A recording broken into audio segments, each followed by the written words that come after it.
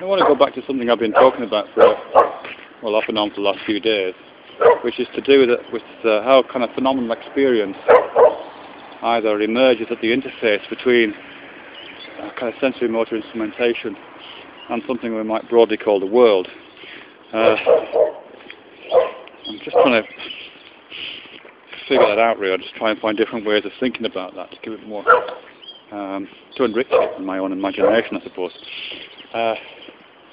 And certainly one of the ways I've thought about it before is really trying to confront this problem of conceptualizing what the outer world might be. Because the outer world only appears to me within the phenomenal experience. So how do I conceptualize it without importing it into that phenomenal experience? So the way I've talked about it in the past is in terms of a kind of a database. It's terribly bureaucratic and Microsofty in my mind. So I have this idea of the outer world being a kind of shimmering database. I like that term, which contains all of the information of the world, information that I can access through my somatosensory systems, and also all the information that I can't. It includes information that I can access via analytical or mechanical tools of some kind, to the tools of mathematics, or the tools of telescopes and microscopes.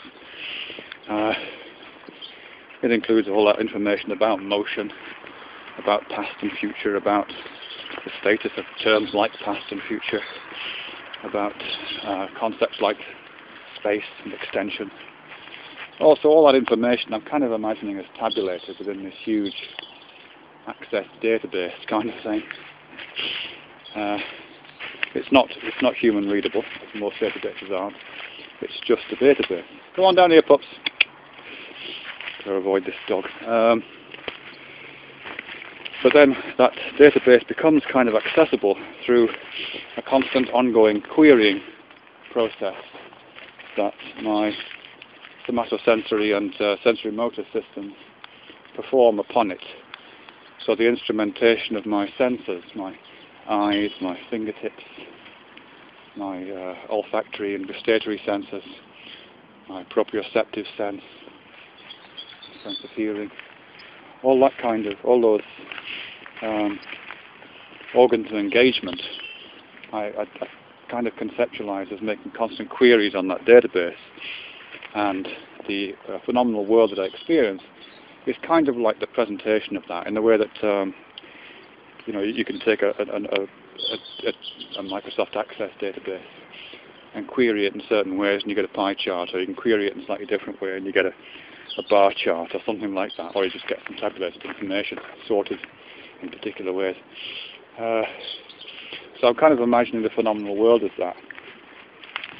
Several interesting things for me come out of that. The first is to do with how I'm conceptualizing the sensory motor system, and those kind of instruments of senses, instruments of sensory engagement. Because of course I don't really have any direct access to those either. I certainly don't have any access to the interior of those processes. I don't have any idea what the inside of my brain is doing on a phenomenological level. It's not presenting itself to me. But nor actually are the organs of sense themselves. This is something that Drew Leder talks about in The Absent Body. You're not really aware of your eyes. For example, seeing. You can't see your eyes. You can't see the act of seeing. All you can see are the results of that query, the results of what the eye is doing. Similarly, I can't actually feel my fingertips, but I can feel this handrail. And that's the kind of result of a tactile query that's being made against the database. And so on with the rest of the senses. My sensory motor system, those instruments are as inaccessible to me in some ways as everything else in the noumenal world.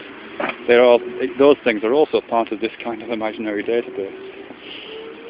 All there is are the results of the querying, and from the results of that querying I'm kind of inferring both the status and the arrangement and the organisation of the database itself, and the status and the organisation of the tools by which the queries are being made.